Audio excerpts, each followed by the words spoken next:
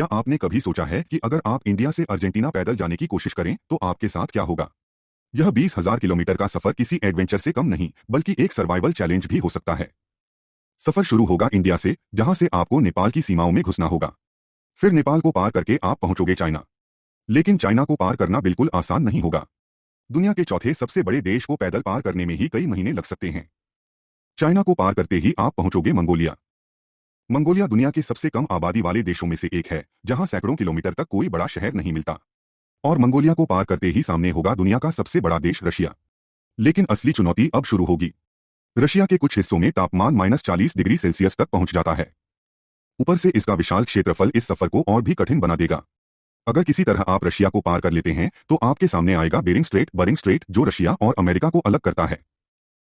और अगर किसी तरह आप बेरिंग स्ट्रेट पार कर लेते हैं तो आप पहुंच जाएंगे अलास्का। अलास्का से आगे बढ़ते ही आपको पार करना होगा कनाडा। घने जंगल, बर्फीला मौसम और लंबे रास्ते इस सफर को और मुश्किल बना देंगे। कनाडा को पार करने के बाद आप पहुंचेंगे अमेरिका। अमेरिका को पार करने में भी कई हफ्ते लग सकते हैं, क्योंकि यहाँ विशाल मैदानों से लेकर रेगिस्तानों तक हर तरह की भौगोलिक परिस्थितियां मौजूद हैं। अमेरिका को पार करते ही सामने होगा मेक्सिको।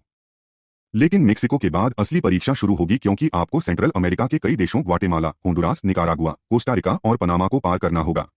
और पनामा को पार करते ही आपके सामने आएगा डेरियन गैप लगभग 100 किलोमीटर लंबा घना जंगल है, जो पनामा और कोलंबिया के बीच स्थित है। यहाँ न कोई सड़क है और न ही कोई आसान रास्ता। जहरीले जीव, दलदली इलाके और घने जंगल इसे दुनिया के सबसे खतरनाक मार्गों में से एक बनाते हैं। अगर किसी तरह आप डेरियन गैप पार कर लेते हैं तो आप साउथ अमेरिका में प्रवेश कर जाएंगे और सामने होगा कोलंबिया। इसके बाद आपको इक्वाडोर, पेरू और बोलीविया को पार करना होगा।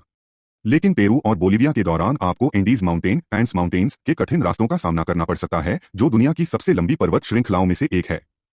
और आखिरकार बोलीविया को पार करते ही सामने होगा आपका मंजिल अर्जेंटीना। तो क्या आप इंडिया से अर्जेंटीना पैदल जाना चाहेंगे?